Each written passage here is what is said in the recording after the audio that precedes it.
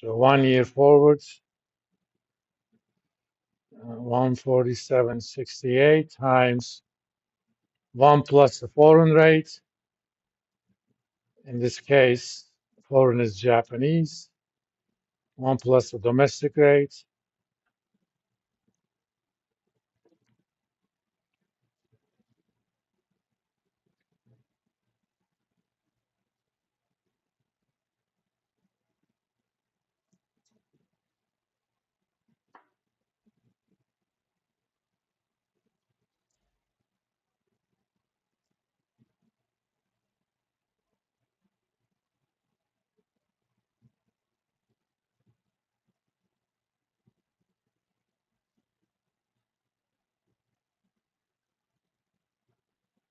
As you can see, it makes a big difference. Otherwise, there would be arbitrage. On Wednesday, we're going to actually develop a template for these uh, to handle different maturities and that sort of stuff. But I wanted you to see the kind of the mechanics of it first. We have about 7 minutes or 12 minutes, but I'm not going to take that long. Let's talk about the distinction between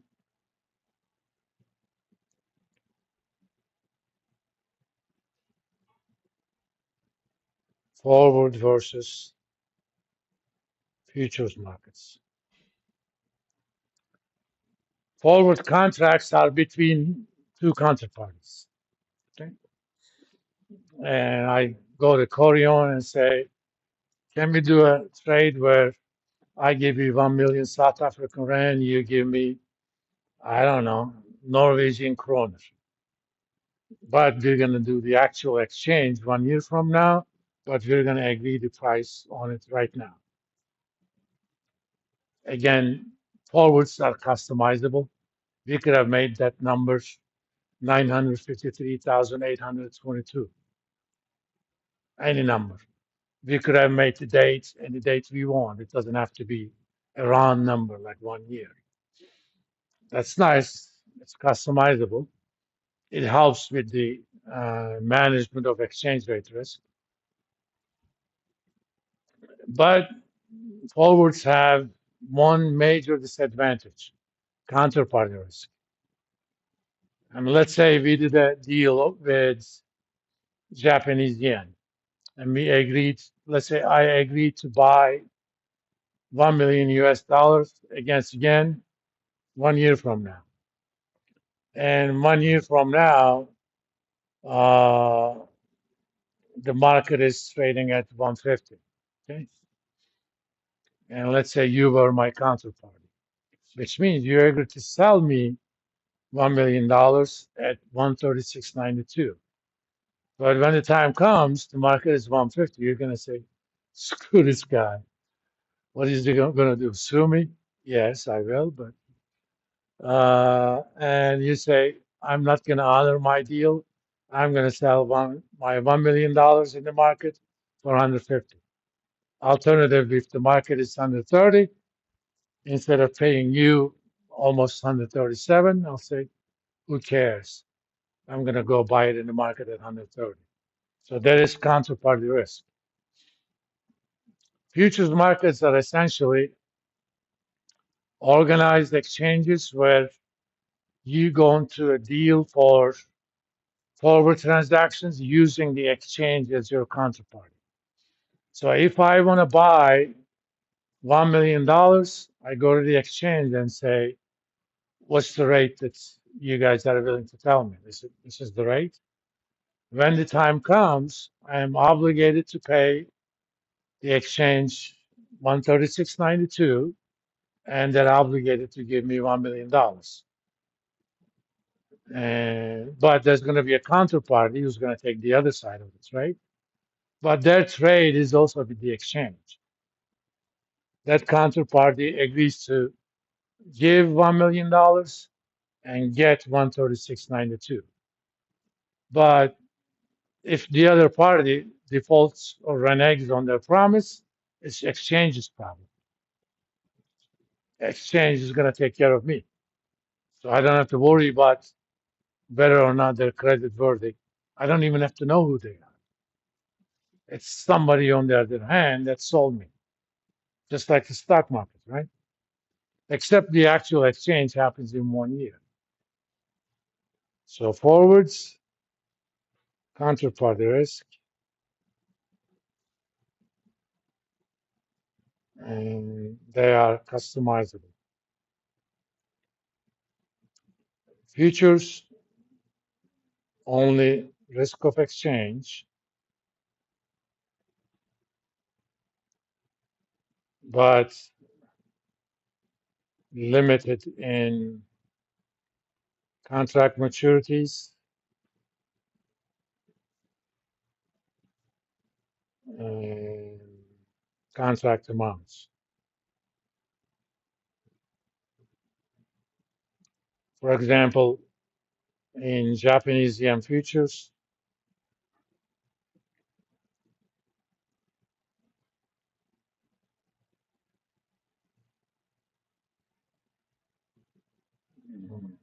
you can do multiples of 12.5 million. So if your exposure is 20 million, well, you're out of luck. You can either do 12.5 million or 25 million. But if you were doing a forward, we could have done that any amount we want. Plus, futures contracts require margin, which is basically performance collateral,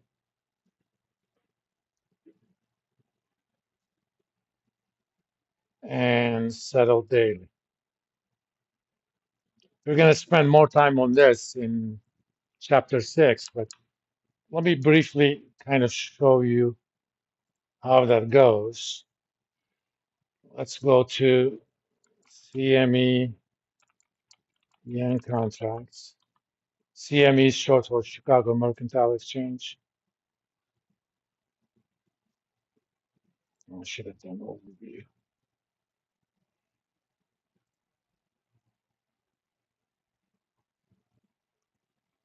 Currently, the near contract is the September contract, which means the actual exchange happens on the third Wednesday of the month. But the rate is value of 1 yen in US dollar. So if you want the spot equivalent, you have to change that. Futures in the US are always value of one foreign currency in US dollars. So this would be 1 over 0.0067855. So that's 147.37. Okay. And this is the so-called settlement price. And let me show you the margins, $3,100. So for each contract, you need to put up whether you short or long. Short means you're selling the foreign currency in the forward markets. Long means you're buying it. So let's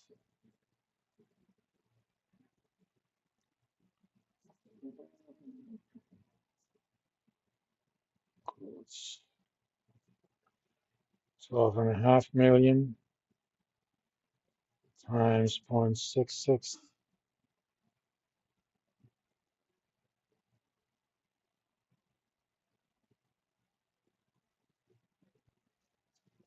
So at the current price, value of one contract is about 83,568.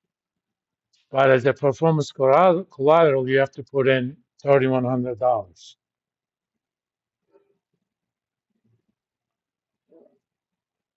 which is about 3.7% of the contract value. But that still gives you a lot of leverage. I mean, you don't have to put a lot of money as collateral. compared to a spot transaction where you have to fund the whole thing. But that is only a initial margin. At the end of the day, based on the closing price or the so-called settlement price, uh, exchange calculates how much money you would have lost or made had you closed the position. And if you would have lost, they take it out of your margin account. If you would have made money, they put extra money into your margin account, then reopen it at that price. So every day it's a fresh. If your margin account is too low, you're going to have to post more margin. It's called a margin call. We're going to go through those when we do chapter 6. So if you're losing money over time, you keep paying for that. If you're making money, it's put into your account. But these days, computers take care of those transactions for you anyway. You don't, in the old days, they literally called you for a margin call. You get a telephone call that says your margin account is too low. You have to increase it to a certain level. In the old days, you know, senior traders handle these. Now you give it to the interns to basically maintain a computer program that does all of these. But that means I can manage my risk on a day-to-day basis. If your exposure is at a later date, suppose my exposure is in November. At the end of the September, I'm going to roll that over to the next month, so on and so forth. So the date issue is not that complicated. It's the amount issue that makes it a little bit difficult. On Wednesday, I'm going to start talking about a little bit of exchange rate swaps, which is related to the forwards, and get started on the futures market.